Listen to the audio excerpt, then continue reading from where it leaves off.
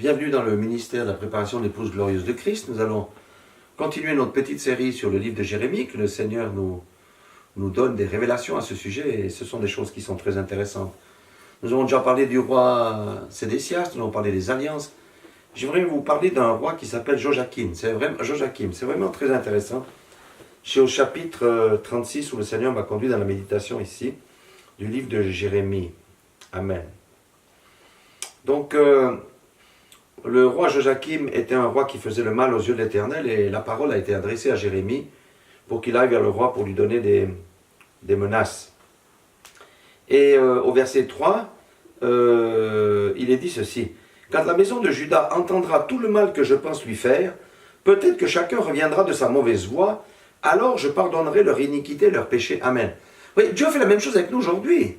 Il veut qu'on revienne vers lui, qu'on se repente et qu'on marche droit. C'est tout. Autrement, il y a des jugements qui tombent dans la vie des gens. Amen.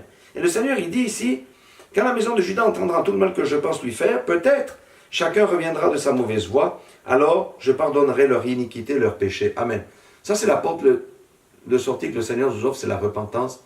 Lorsqu'on s'est éloigné de lui, c'est pour ça qu'il ne faut pas hésiter à revenir vers lui. En l'occurrence, donc voilà, Jérémie est allé publier ça d'abord aux yeux du peuple, aux yeux des grands du royaume, et au verset 16 du chapitre 36, il est dit: « Lorsqu'ils eurent entendu toutes les paroles, ils se regardèrent avec effroi les uns les autres, et ils dirent à Baruch. » C'est Baruch qui était allé lire, qui était l'assistant de Jérémie. « Nous rapporterons au roi toutes ces paroles. » Et les chefs dirent à Baruch, au verset 19, « Va, cache-toi ainsi que Jérémie, et que personne ne chasse où vous êtes. » Pourquoi ils ont dit ça? Parce qu'ils savaient que le roi était un roi méchant, et que quand il allait entendre les paroles que l'Éternel avait dites, il allait les faire saisir pour les tuer. Amen. Maintenant, verset 20, les grands. Ils allèrent ensuite vers le roi dans la cour, laissant le livre dans la chambre d'Élishama, le secrétaire, et ils en rapportèrent toutes les paroles aux oreilles du roi. Amen. Donc le roi a entendu les avertissements de l'Éternel par la bouche de Jérémie, écrite par Baruch sur un rouleau, et dont le rouleau avait été caché dans la chambre du secrétaire. Amen. Le roi envoya, verset 21, Jéhoudi pour prendre le livre. Jéhoudi le prit dans la chambre d'Élishama, le secrétaire, et il le lut aux oreilles du roi et aux oreilles de tous les chefs qui étaient auprès du roi. Le roi était assis dans la maison d'hiver. C'était au 9e mois, et un brasier était allumé devant lui. Amen. Donc on peut s'imaginer qu'il faisait assez froid quand même, puisque le roi faisait son... Il y avait un feu de cheminée. Et maintenant écoutez bien ceci, verset 23. Lorsque Jéhoudi eut lu 3 ou 4 feuilles, le roi coupa le livre avec le canif du secrétaire et le jeta dans le feu du brasier, où il fut entièrement consumé.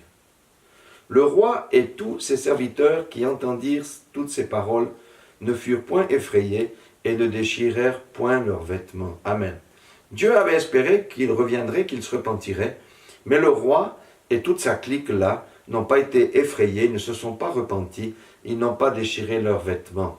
Amen. Ça veut dire, ça représente quoi? Ça veut dire c'est le chrétien qui entend les avertissements de la parole de Dieu, mais qui méprise la parole de Dieu, qui pense que rien ne va l'atteindre, alors que tout est écrit dans la parole de Dieu. Amen.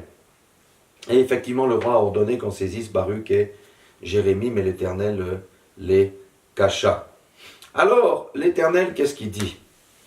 Au verset 30 du chapitre 36, il dit: « C'est pourquoi ainsi parle l'Éternel sur Joachim, roi de Juda. Aucun des siens ne sera assis sur le trône de David, et son cadavre sera exposé à la chaleur pendant le jour et au froid pendant la nuit. Je châtirai, lui, sa postérité, ses serviteurs, à cause de leur iniquité, et je ferai venir sur eux, sur les habitants de Jérusalem et sur les hommes de Juda, tous les malheurs dont je les ai menacés, sans qu'ils aient voulu m'écouter. » Amen. Dieu n'entre jamais en jugement avec quelqu'un sans l'avertir. C'est encore valable aujourd'hui. Et Dieu nous avertit par des pasteurs, Dieu nous avertit par des frères, des sœurs, par des prophéties, par la parole de Dieu. Dieu nous avertit sous notre couche par des songes et des visions. C'est pour ça que Dieu utilise toutes ces manières de nous parler. Pourquoi? Parce qu'il est bon et il ne veut pas que nous recevions le jugement qui est promis si nous restons dans une mauvaise situation dans la pratique du péché. Amen. Et pour comprendre exactement ce qui est arrivé à ce roi-là, il faut aller dans Jérémie 26, chapitre 22, 19. Jérémie 26, je vais lire ça.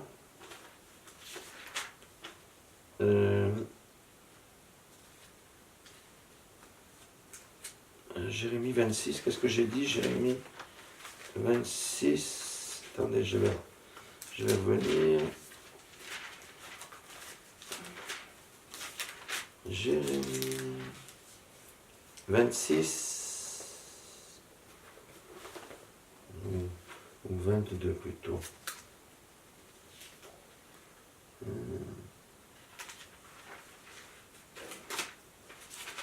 Ouais, c'est 22, 19. Jérémie 22, 19. Il est dit, même prenons le verset 18. C'est pourquoi ainsi parle l'Éternel sur Joachim, fils de Josias, roi de Juda. On ne le pleurera pas en disant, hélas mon frère, hélas ma sœur. On ne le pleurera pas en disant, hélas Seigneur, hélas sa majesté. Il aura la sépulture d'un âne et il sera traîné, jeté hors des portes de Jérusalem. Amen. Ce roi-là n'a pas eu de sépulture comme les ancêtres. Il a été mis, vous savez qu'il y a un endroit qui s'appelait le torrent du Cédron.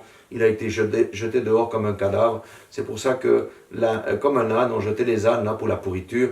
C'est pour ça que le soleil le brûlait la journée et la nuit, il faisait froid. Tout ça pourquoi? Parce que cette personne-là, ce roi-là, a méprisé la parole de l'Éternel. Nous devons savoir, frères et sœurs, que quiconque se prénomme chrétien et méprise la parole de l'Éternel, c'est ce genre de choses qui lui arrive sur sa vie.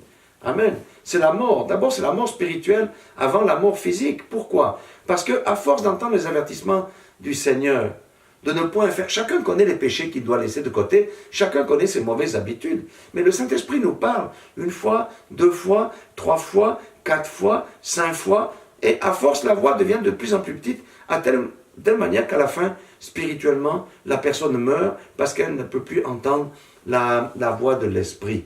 Et c'est la mort spirituelle. C'est pourquoi n'endurcissons pas nos cœurs, comme c'était le cas au temps du roi Joachim, ici, fils de Josias.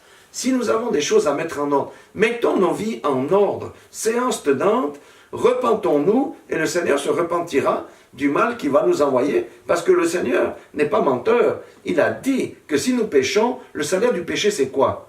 C'est pas la volupté. Le salaire des péchés c'est la mort. La mort se traduit pas uniquement par la mort physique, se traduit par la maladie, se traduit par la famine, se traduit par la disette, se traduit par les ennuis dans la vie. Donc c'est pourquoi le Seigneur nous exhorte à revenir vers lui en toutes circonstances, si nous nous sommes éloignés ou si nous avons des choses à abandonner, et il nous accueille à bras ouverts parce que notre Dieu est un Dieu de pardon. Donc c'est un formidable message que le Seigneur nous prêche au travers de l'histoire de Joachim. À nous de ne point endurcir nos cœurs et d'écouter ce que l'Esprit dit à l'Église en ces jours, en ces temps de troubles, en ces temps de ténèbres. Que vous soyez tous bénis au nom de Jésus-Christ.